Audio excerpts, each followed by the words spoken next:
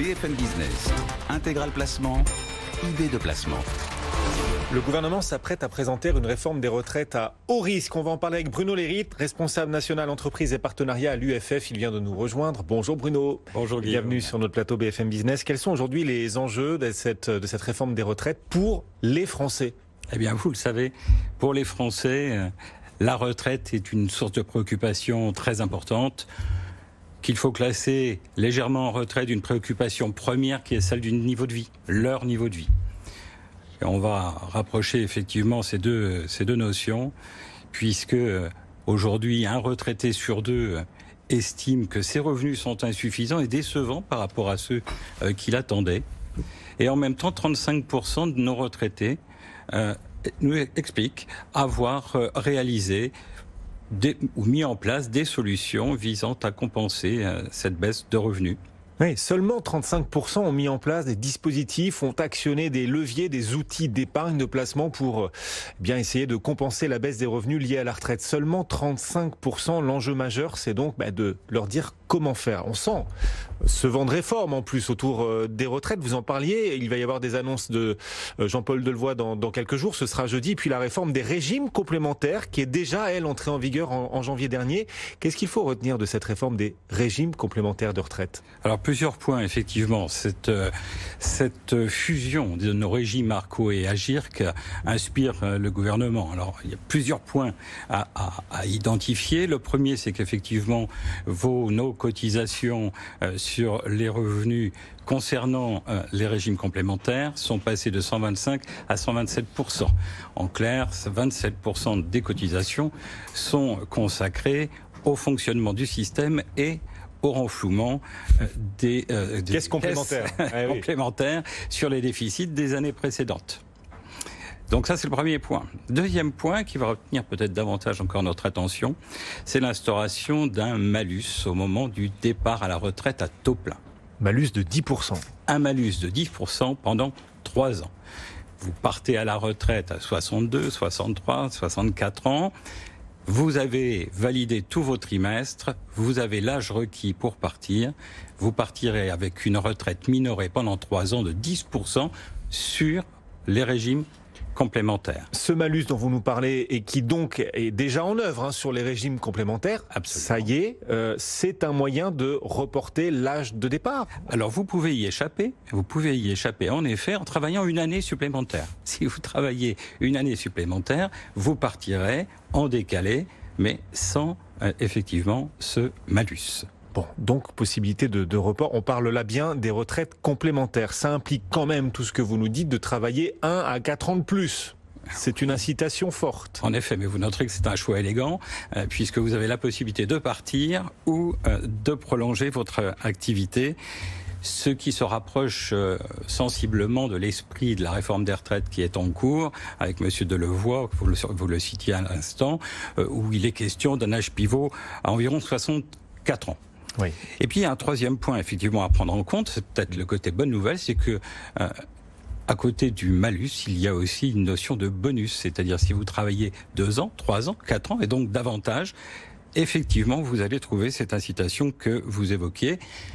La première année visant à supprimer le malus, la seconde à majorer votre retraite complémentaire de 10%, la seconde de 20%, la troisième de 30%, soit 30% de majoration possible si vous poursuivez 4 ans après la date officielle de votre retraite. C'est le bon côté de la médaille. Là, pour le coup, vous êtes en train de nous écrire et en plus, ça permet de majorer ses droits à la retraite de base. Alors absolument. En plus, c'est le double effet qui se coule positif. Absolument, puisque chaque année, au niveau de la retraite de base, chaque année supplémentaire, c'est plus 5% pour les salariés, plus 3% pour les TNS, donc en 4 ans. 20% pour un salarié sur le régime de base et 30% sur son régime complémentaire pendant 3 années seulement. Encore faut-il avoir l'envie ou la capacité, on est bien d'accord, de travailler plus longtemps. Absolument, mais l'incitation est là, elle est double, tant sur le régime de base que sur le régime complémentaire. Bon, alors on le disait, on est en phase de réforme sur les retraites, c'est déjà en cours sur les retraites complémentaires. Vous venez de nous décrire le dispositif et c'est peut-être un avant-goût de ce que sera la réforme des pensions de retraite qui sera annoncé, le nouveau mécanisme dévoilé par Jean-Paul Delevoye, ce sera jeudi. On parlait tout à l'heure dans ce contexte de vent de réforme aussi des solutions que les épargnants doivent mettre en place pour préparer leur future retraite, parce que quand on arrive à la retraite, il n'y a pas de miracle, on perd quand même des revenus. Et donc il faut s'y préparer et essayer de compenser ces pertes de revenus en choisissant les bons placements et les meilleures offres en termes d'épargne qui peuvent se présenter à nous. Le gouvernement là-dessus essaie d'aider, ou en tout cas d'apporter de nouvelles solutions. La loi Pacte va transformer l'épargne retraite et apporter des nouveautés, Bruno. Oui, en effet, on va faire du neuf avec de l'ancien, dans la mesure où... c'est dans les vieux pots qu'on fait... Voilà, exactement. Le plan épargne retraite va concentrer...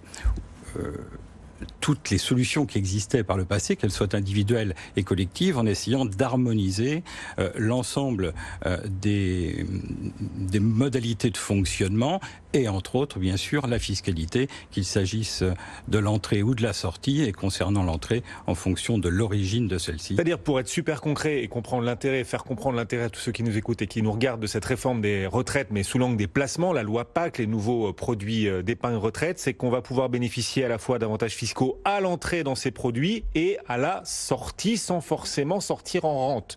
Donc là, il y a deux avantages, à l'entrée et à la sortie. Oui, la plupart des solutions précédemment, la sortie se faisait en rente. Donc aujourd'hui, on est assez clair sur cette notion-là. Et puis, il y aura la possibilité de sortir en capital avec une fiscalité dont les termes restent encore relativement flous. Mais tout cela dépendra bien évidemment de la source à l'origine des capitaux, sera votre épargne personnelle, l'abondement de l'employeur, votre prime d'intéressement ou de participation, et là les choix seront différents. L'avantage fiscal à l'entrée dans le produit d'épargne retraite, alors il existait déjà cet avantage fiscal dans le PERP par exemple, le Madelin, l'article 83, là ce qui est nouveau c'est que l'avantage fiscal à l'entrée sera doublé d'une liberté accrue à la sortie, vous le disiez, avec une possibilité de sortir en capital, mais il reste un doute à lever sur la fiscalité qui s'appliquera à ces sorties en capital, et là-dessus on aura des réponses rapidement. Il va y avoir des décrets au cours des prochaines...